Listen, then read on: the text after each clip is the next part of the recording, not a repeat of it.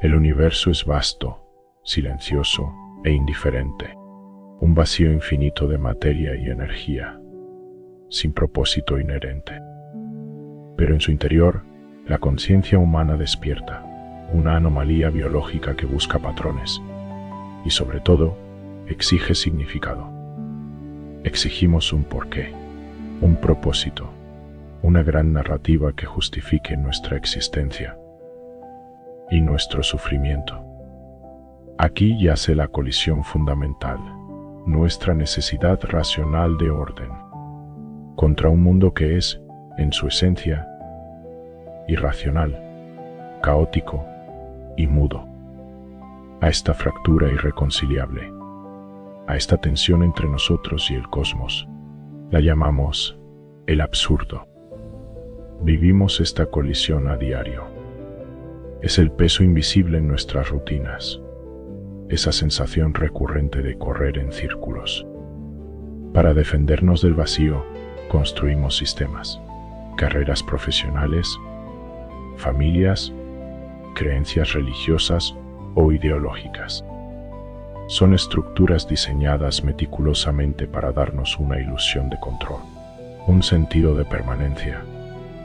Pero el universo, en su total indiferencia, no respeta nuestras delicadas construcciones.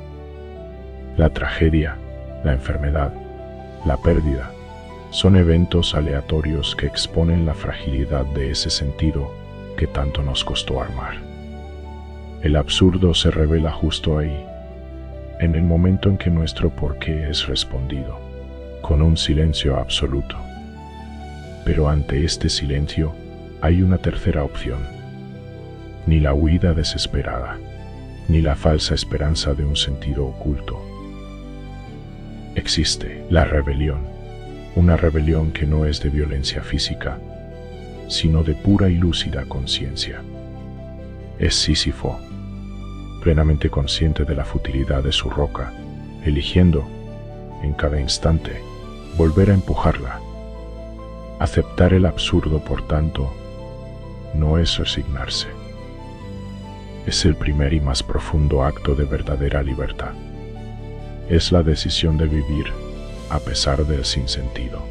Es encontrar valor en el acto mismo de vivir, no en sus supuestos resultados. La rebelión lúcida es, pues, mantener esa tensión, mirar al abismo, reconocerlo y elegir, conscientemente, no saltar. Y en esta rebelión, la conciencia posee un arma inesperada, la alquimia interna del humor. El humor es la capacidad de mirar nuestra propia tragedia existencial y reconocer su profunda e inevitable ironía. Es un acto de superioridad sobre nuestra propia desgracia, un distanciamiento lúcido de nuestro propio e inminente destino. Al reírnos de la catástrofe, ya sea personal o cósmica, le quitamos su poder para destruirnos. La relativizamos, transformando el plomo opresivo del dolor en el oro ligero de la comedia. La risa se convierte así en el sonido de la libertad, el eco de nuestra conciencia afirmándose, desafiante, en mitad del vacío.